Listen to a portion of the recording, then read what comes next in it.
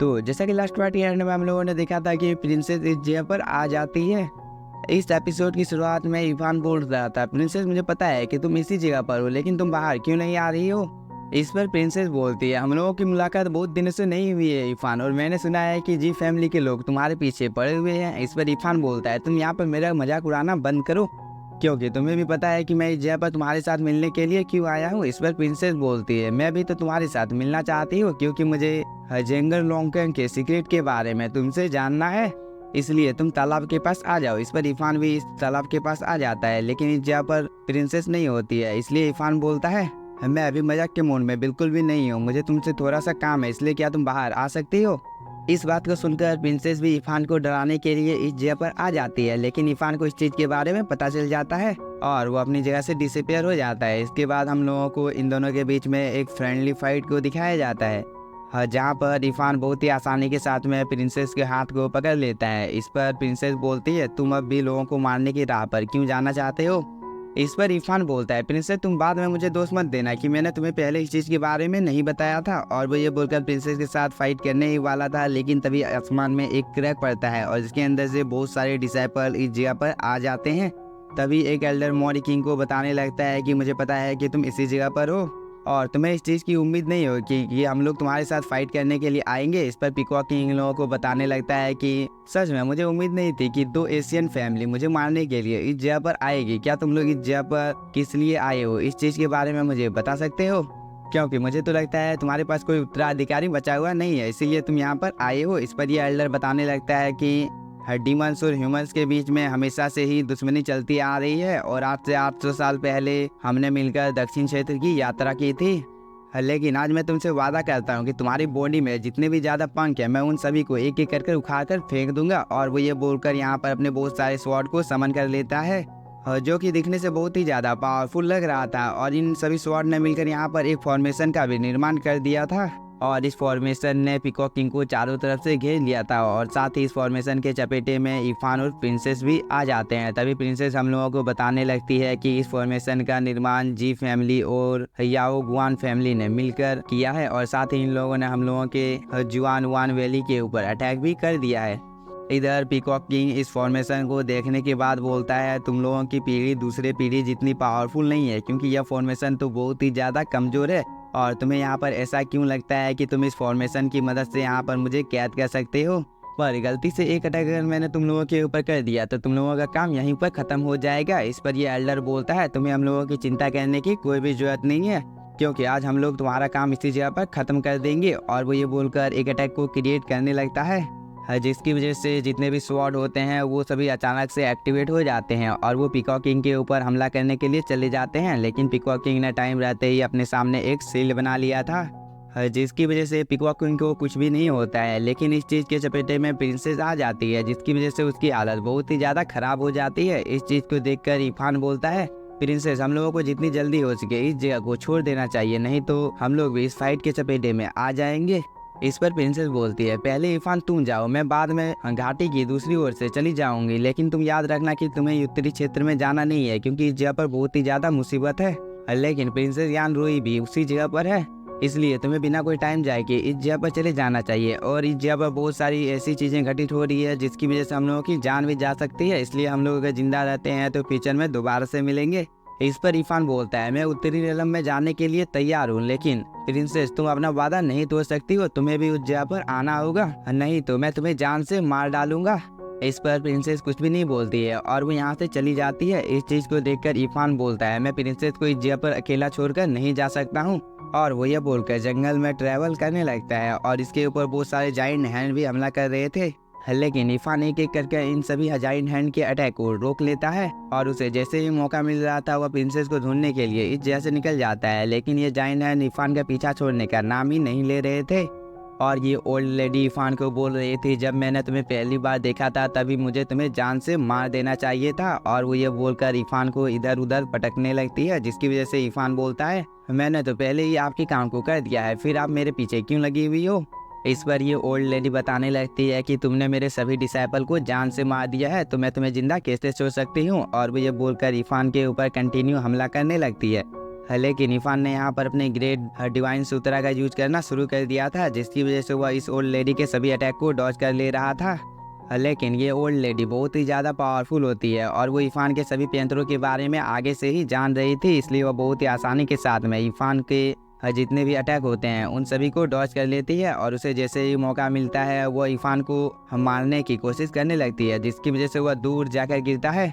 पर तभी ये ओल्ड लेडी इस मौके का फ़ायदा उठाकर इरफान के ऊपर कंटिन्यू हमला करने लगती है, जिसकी वजह से इरफान थोड़ा सा इंजर्ड हो जाता है। इसलिए इरफान यहाँ पर बताने लगता है कि आप किस चीज़ के बारे में बात कर रहे हो, मुझे इन सब चीज़ों के बारे में कुछ भी पता नहीं है। इस पर ये ओल्ड लेडी बोलती है, मैं तुम्हें जब तक जान से मार नहीं देती हूँ तब तक शांत नहीं बैठूंगी। इस पर इरफान बोलता है, अगर तुम्हें मेरे साथ फाइट ही करनी है तो तुम तब से यहाँ पर बकवास क्यों कर रही हो। इस पर ओल्ड लेडी को और भी ज़्यादा गुस्सा आ जाता है और वो बोलती है, इरफान आज का दिन तुम्हारा लास्ट दिन होने वाला है क्योंकि मैं तुम्हें जान से मार दूंगी। लेकिन इरफान ने डिवाइन सूत्रा का यूज़ कर लिया होता है, जिसकी वजह से वो एक सिटी में टेलीपोर्ट हो जाता है और इसके पीछे पीछे ये ओल्ड लेडी भी आ जाती है, जिसकी वजह से कुछ देर तक ये लोग इस सिटी में फाइट करते हैं और यहाँ पर बहुत ही ज़्यादा तबाही मचा देते हैं। तभी इरफान दोबारा से डिवाइन सूत्रा का यूज कर इस जगह से भागने की कोशिश करता है। लेकिन ये ओल्ड लेडी तो इरफान का पीछा छोड़ने का नाम भी नहीं ले रही थी और इस बार इन लोगों के साथ में एक घोड़ागाड़ी भी आ जाता है, पर इस चीज़ का भी इन लोगों के ऊपर कोई भी असर नहीं पड़ता है और ये लोग यहाँ पर अपनी फाइट को कंटिन्यू करते हैं। लेकिन तभी इरफान इस ओल्ड लेडी को इस लावा के नदी में फेंक देता है, जिसकी वजह से शायद से इसकी मौत हो जाती है। इसलिए इरफान बोलता है, अगर इस चीज़ के बारे में फायर जेड एम्परर को पता चल गया तो वो मुझे जान से मार डालेगा। लेकिन तभी ये ओल्ड लेडी दोबारा से इस जगह पर आ जाती है और इस बार इसने अपने साथियों को भी यहाँ पर लाया था और वो इरफान को बोलती है, इरफान अगर तुम अपने घुटने को टेक कर हम लोगों से माफ़ी मांगते हो तो मैं तुम्हें जिंदा छोड़ने के बारे में एक बार सोच सकती हूँ। इस पर इरफान बोलता है, कभी नहीं, और वो ये बोलकर लावा की नदी में छलांग लगा देता है। इस चीज़ को देखकर ये ओल्ड लेडी भी इरफान का पीछा करने लगती है। लेकिन तभी एक नैरेटिव वॉइस इरफान को बताने लगती है कि क्या तुम इस जगह पर अपनी मौत की तलाश में आए हो और तुम्हें क्या लगता है कि तुम फायर वैली को इतनी आसानी के साथ में पार कर सकते हो। इस पर इरफान बोलता है, सेड क्लाउड भी क्या आज मजाक के मूड में है, जो कि यहाँ पर वो ऐसी बातें बोल रहा है। तभी हम लोगों को जो ये नरेटिंग वॉइस बोल रही थी इस लड़की को दिखाया जाता है, जो कि इरफान को बोलती है, मुझे पता है कि फायर वैली बहुत ही ज़्यादा खतरनाक है और इस जगह से तुम जिंदा लौट कर वापस नहीं आओगे, इसलिए मैं तुम्हारी इस चीज़ में मदद कर सकती हूँ। इस पर इरफान बोलता है, तुम्हारी क्या शर्तें हैं ताकि तुम मेरी मदद कर सको। इस पर ये लड़की बोलती है, तुम्हें पता है कि मैं तुमसे क्या मांगना चाहती हूँ। इस पर इरफान बोलता है, फिलहाल के लिए तुम इन लोगों से अभी पीछा छुड़ाने में मेरी मदद करो, इसके बाद मैं किसी दिन तुम्हारे साथ याओ युआन जरूर जाऊँगा। इस पर ये लड़की बताने लगती है कि तुम फायर वैली के जितनी गहराई में जा सकते हो चले जाओ और उस जगह पर तुम्हें फायर जलाने की कोशिश करेगी, लेकिन तुम्हें हार नहीं मानना है। इस पर इरफान भी फायर वैली की बहुत ही ज़्यादा गहराइयों में जाने लगता है, जिसकी वजह से उसे प्रॉब्लम होना शुरू हो गया था। तभी यह लड़की बोलती है, इरफान अगर तुम्हें जिंदा रहना है तो तुम्हें मेरी बात माननी होगी। इस पर इरफान बोलता है, आखिरकार तुम हो कौन और तुम मेरी मदद क्यों कर रही हो। और वो ये बोलकर अपने सामने एक प्रोटेक्टिव बैरियर बना लेता है और वो और भी ज़्यादा फायर वैली की गहराइयों में जाने लगता है। इस पर ये लड़की बोलती है, ये मैं हूँ, क्या तुमने मुझे नहीं पहचाना है। इस पर इरफान नाम अपने सिर को हिलाकर फायर वैली की और भी ज़्यादा गहराइयों में जाने लगता है, जिसकी वजह से उसका जो पीछा कर रहे थे उनमें से बहुत सारे लोगों की जान चली जाती है। लेकिन ये ओल्ड लेडी अभी भी इरफान का पीछा छोड़ने का नाम नहीं ले रही थी। इस चीज़ को देखकर ये लड़की बोलती है, इरफान तुम्हें अपनी पूरी पावर का यूज करना है और तुम्हें जितनी जल्दी हो सके फायर वैली की और भी ज़्यादा गहराई में जाना है, जहाँ पर तुम्हें आग की लपटों का सामना करना होगा। इस पर इरफान ठीक है बोलकर फायर वैली की और भी ज़्यादा गहराइयों में जाने लगता है। इस चीज़ को देखकर ये ओल्ड लेडी बोलती है, इरफान तो खुद तो मरेगा लेकिन वो साथ में मुझे भी लेकर मरना चाहता है, लेकिन उसे पता नहीं है कि मैं उसे जब तक जान से मार नहीं देती हूँ तब तक मैं उसका पीछा छोड़ने वाली नहीं हूँ। तभी इरफान के सामने ये आग की लपटें आ जाती है, जिसे देखकर इरफान उसके और भी ज़्यादा नज़दीक जाने लगता है। तभी इससे एक बहुत ही ज़्यादा पावरफुल वेव निकलता है, लेकिन इरफान ने इस अटैक को डॉज कर लिया था और इसके पीछे जितने भी लोग पड़े हुए थे उन सभी लोगों ने अपने आसपास में एक शील्ड बना लिया था। और ये ओल्ड लेडी हम लोगों को बताने लगती है कि हम लोग फायर वैली के 4th लेवल तक की गहराई तक आ चुके हैं और यह जगह बहुत ही ज़्यादा खतरनाक होने वाली है, इसलिए सभी को संभल कर रहना है। लेकिन तभी यहाँ पर कुछ और डिसाइपल की मौत हो जाती है। इस चीज़ को देखकर ये ओल्ड लेडी बोलती है, इरफान आज मैं तुम्हें यहाँ से जान से मार कर ही जाऊंगी, चाहे इसके लिए मुझे कुछ भी करना क्यों ना पड़े। इधर ये लड़की इरफान के स्पिरिचुअल एनर्जी को सेंस कर नहीं पा रही थी, इसलिए वो बोलती है, इरफान क्या तुम जिंदा हो। इस पर इरफान बोलता है, मुझे नहीं पता है कि मैं किस जगह पर हूँ, लेकिन इस जगह को देखकर मुझे बहुत ही ज़्यादा हाँ, डर लग रहा है क्योंकि यह जगह दिखने से बहुत ही ज़्यादा खतरनाक है। इस पर यह लड़की बताने लगती है कि आज से बहुत टाइम पहले इस जगह को QI को परिष्कृत कर बनाया गया था ताकि ये लोग अपने जीवन यापन को इस जगह पर कर सकें। लेकिन ये हजारों सालों का इनहेरिटेंस देखते ही देखते मेरी आंखों के सामने यह एक खंडहर बन चुका है। और साथ ही इस जगह पर प्रिंसेस युआन भी एक बार कल्टीवेशन करने के लिए आई थी, जिसकी वजह से उसने QI के 5 लेवल को बहुत ही आसानी के साथ में ब्रेक थ्रू कर लिया था। और साथ ही इरफान, मैं तो तुम्हें एक बात बताना भूल गया हूँ कि इस जगह पर कहीं पर टास्क मिशन कोड छिपा हुआ है। अगर तुमने इस चीज़ को ढूंढ लिया तो तुम्हारी कल्टीवेशन बहुत ही फास्ट तरीके से ग्रो होगी, जिसकी वजह से तुम बहुत ही आसानी के साथ में जाओ युआन लेवल को ब्रेक थ्रू कर लोगे।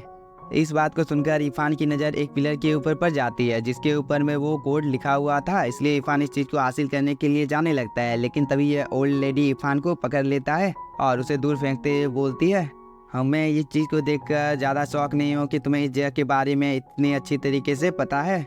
इसलिए मेरे सूत्रों से पता चला है कि याओ युआन के डिसाइपल तुम्हारी इस चीज़ में मदद कर रहे हैं ताकि तुम इस जगह से अपनी जान को बचाकर भाग सको। लेकिन मैं तुम्हारी जानकारी के लिए बता देता हूँ कि तुम्हें आज इस जगह से कोई भी जिंदा बाहर नहीं ले जा सकता है। और वो यह बोलने के बाद में अपनी एनर्जी को रिलीज करने लगती है, जिसकी वजह से इस जगह पर चारों तरफ तबाही मच जाती है। लेकिन तभी इरफान इस ओल्ड लेडी के ऊपर हमला करने के लिए चला जाता है, लेकिन यह ओल्ड लेडी बहुत ही आसानी के साथ में इरफान के सभी अटैक को ब्लॉक कर लेती है और वो इरफान को पकड़कर इस हल्लावा के नदी के पास ले आती है और वो बोलती है, मैं भी देखना चाहता हूँ कि तुम्हारी मदद कौन कर रहा है, लेकिन वह तुम्हें मरने से बचा नहीं पाएगा। और वो यह बोलने के बाद में इरफान को इस नदी में फेंक देती है जहाँ पर इरफान ने टाइम रहते ही डिवाइन सूत्रा का यूज कर लिया था। लेकिन इस चीज़ को यह लेडी नहीं देख पाती है और वो बोलती है, जब तक मैं इस बात का कंफर्म ना कर लूँ कि तुम्हारी मौत हो चुकी है तब तक इसी जगह पर रहकर मैं पहरा दूंगी। इसके बाद हम लोग को कुछ दिनों बाद का टाइम दिखाया जाता है जहाँ पर इरफान अभी भी जिंदा होता है और वो इस जगह की हालत को देखकर बहुत ही ज़्यादा परेशान हो जाता है। तभी यह लड़की बोलती है, इरफान क्या तुम जिंदा हो और तुम अपने आसपास में क्या देख पा रहे हो? इस पर ये बताने लगता है कि मेरे आसपास की जगह बहुत ही ज़्यादा खराब है, लेकिन खुशी की बात यह है कि मेरे पास एक पर्पल फायर उड़ती हुई आ गई है। मैं इसका क्या करूँगा? क्या तुम इस चीज़ के बारे में मुझे बता सकती हो? इस पर ये लड़की इरफान को बताने लगती है कि तुम फायर वैली के 6 लेवल पर हो क्योंकि तुमने डिवाइन सूत्रा का यूज किया था। शायद से इसी वजह से तुम्हारे आसपास में इतनी ज़्यादा मात्रा में पर्पल फायर है। और साथ ही इरफान, तुम इस पर्पल फायर से जितनी दूर रह सकते हो उतनी दूर रहो क्योंकि यही तुम्हारे लिए अच्छा होने वाला है, क्योंकि इमोर्टल्स भी इस पर्पल फायर को अपने कंट्रोल में नहीं कर पाते हैं। इस पर इरफान बोलता है, मैं कोशिश करना चाहता हूँ, और वो ये बोलकर इस पर्पल फायर को पकड़ने की कोशिश करता है। और साथ ही ये पर्पल फायर एक सुरंग के अंदर में चली जाती है जिसकी वजह से यहाँ पर एक छोटा सा ब्लास्ट होता है और इरफान जिस जगह पर था उस जगह पर चारों तरफ पर्पल कलर की आग फैल जाती है, जिसे देखकर इरफान बहुत ही ज़्यादा घबरा जाता है क्योंकि इस जगह पर कुछ ही देर में एक बहुत ही ज़्यादा बड़ा ब्लास्ट होने वाला था। इसलिए इरफान को यहाँ पर कुछ भी समझ में नहीं आ रहा था कि वो इस जगह से आखिरकार बाहर कैसे निकलेगा, क्योंकि बाहर में तो वो ओल्ड लेडी अभी भी पहरा दे रही है। लेकिन इसी के साथ हम लोगों का ये एपिसोड हो जाता है खत्म। अगर आप लोगों को वीडियो पसंद आया होगा तो चैनल को सब्सक्राइब कीजिए और वीडियो को like. Thank you for watching.